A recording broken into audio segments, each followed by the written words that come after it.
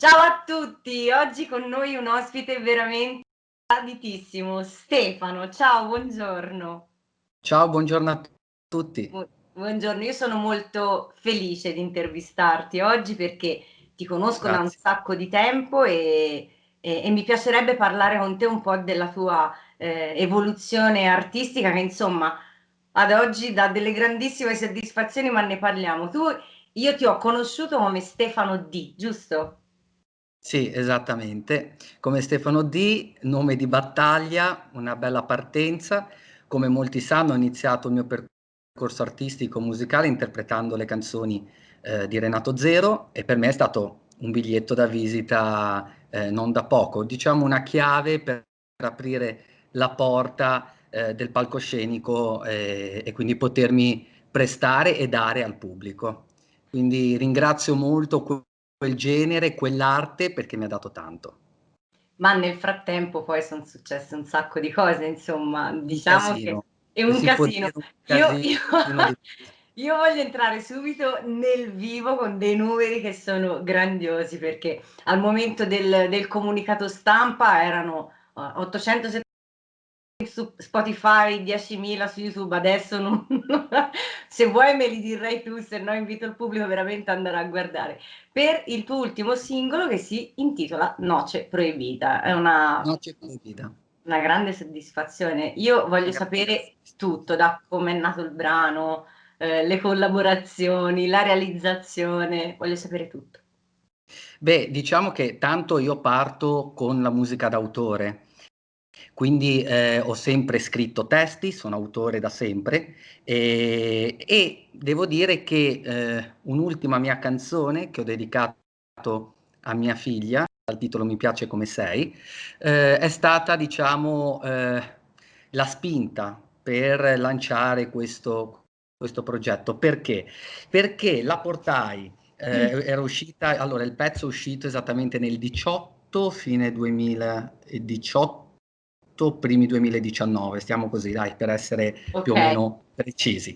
E portai questo pezzo a uno dei miei arrangiatori e oggi produttore, il maestro Marco Grasso, il quale ascoltandolo mi propose questo progetto oggi vivo e ricco di soddisfazioni in Sud America, presentando Mi piace come sei a un produttore straordinario, artista, fonico, oltretutto giuria anche al Festival di Vigna del Mare, quindi un personaggio veramente tuttofare a livello internazionale nel grande mercato della musica latinoamericana, ed è Geronimo Labrada Fernandez. Ascolta il pezzo e anche lui insieme a Marco Grasso danno l'ok per l'inizio di questa grande avventura a Cuba, che mi porta a scrivere insieme a Marco Grasso e a Geronimo Labrada Fernandez, Gero Fit, il singolo Noce Proibita, Mamma mia. arrangiato tra Milano e Santiago, quindi c'è un po' di... è internazionale a tutti gli effetti. A tutti gli effetti, oltretutto il video è stato girato a L'Avana proprio poco prima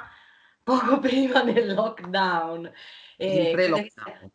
credo che sia stata un'esperienza per te meravigliosa e insomma anche la regia veramente molto importante. Regia molto importante, l'Havana è una terra indescrivibile perché, come ho già detto in altre realtà, la popolazione a Cuba, la gente con poco riesce a colorare in maniera veramente illimitata e con grande entusiasmo le proprie giornate. Quindi c'è una grande fede e una grande forza tra la gente. Questo mi ha permesso e ha permesso a tutto lo staff, a tutto l'entourage di realizzare veramente un set non da poco, gestito dal regista e direttore, il maestro Carlos Eduardo, che è lo stesso che ha deciso di presentare alle Awards Lucas il videoclip tra i primi 400 videoclip del Sud America al Festival degli Awards Lucas. E questa è una bella soddisfazione perché è un ulteriore sbarcare nel panorama eh, internazionale. Eh sì, perché è una delle competizioni più importanti sono nella TV cubana, quindi insomma volevo dire, un progetto che ti porterà lontano. Quanti giorni siete rimasti a L'Avana?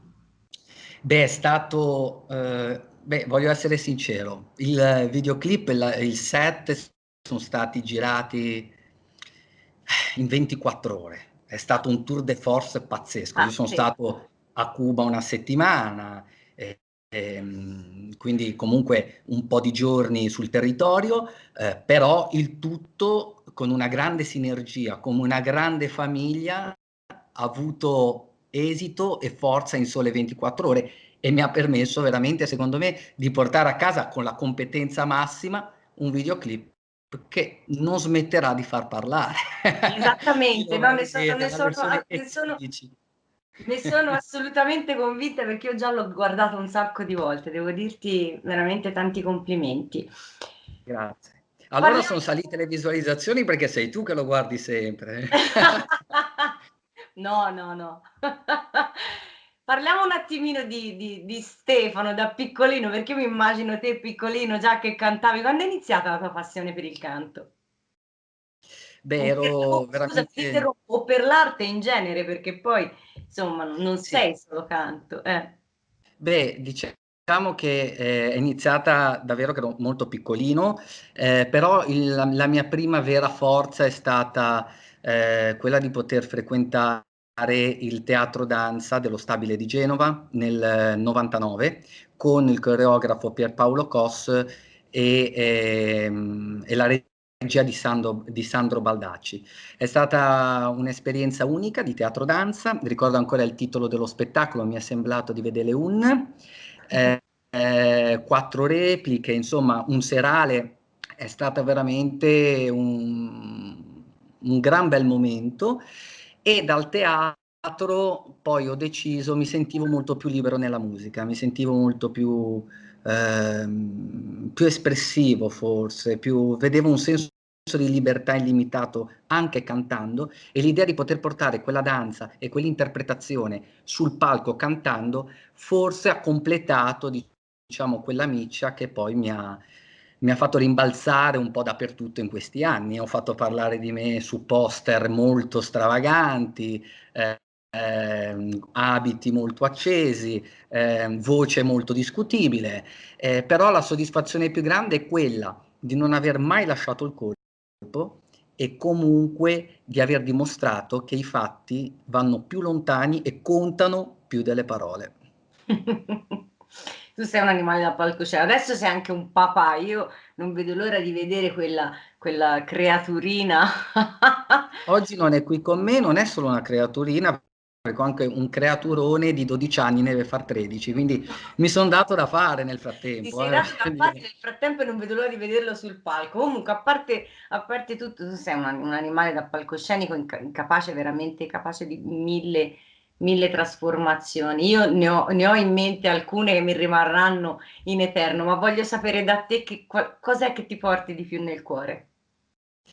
Sicuramente ogni viaggio che ho fatto, della mia improvvisazione sul palco, spesso anche molto discussa, perché poi il grande popolo, il grande pubblico è quello che ti critica, è quello che poi ti mette sempre un pochino alla gogna, no? Però c'è da dire che ogni singolo viaggio fatto, ogni singolo momento, dal cappuccino in autostrada, al tramonto, tutto quello che vivevo poi durante i viaggi prima di raggiungere i miei palchi, sono rimasti per me simboli dentro al cuore, che tengono viva quella gavetta che oggi fa parte di me e che mi dà la possibilità di continuare a credere in un sogno, a prescindere poi da quale sarà l'esito finale. L'importante è comunque è averci provato.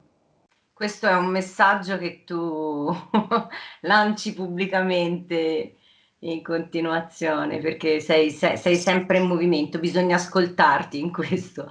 Progetti futuri.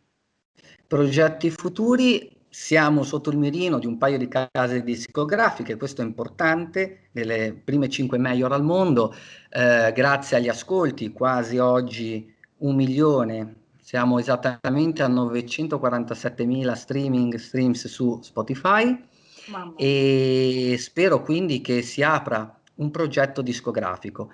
Nel frattempo continuiamo il nostro percorso cercando di partecipare alle vetrine più importanti, tra cui al Festival Awards Lucas.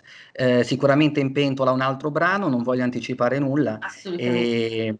e questo genere un po' versatile tra il pop e l'urbano, tra lo spagnolo e l'italiano, insomma, è diventata la mia nuova carta d'identità musicale. Sono molto, molto, molto felice per te. Io ti Grazie. ringrazio, ti faccio tantissimi, veramente tantissimi in bocca al lupo. Continua così e non vedo l'ora di sentire il prossimo brano. Voglio essere avvertita per prima appena esce. Una WhatsAppata e Una via. WhatsAppata e via. Ti abbraccio, Anche a grazie. te, grazie mille. Ciao Stefano. Ciao. Ciao ciao.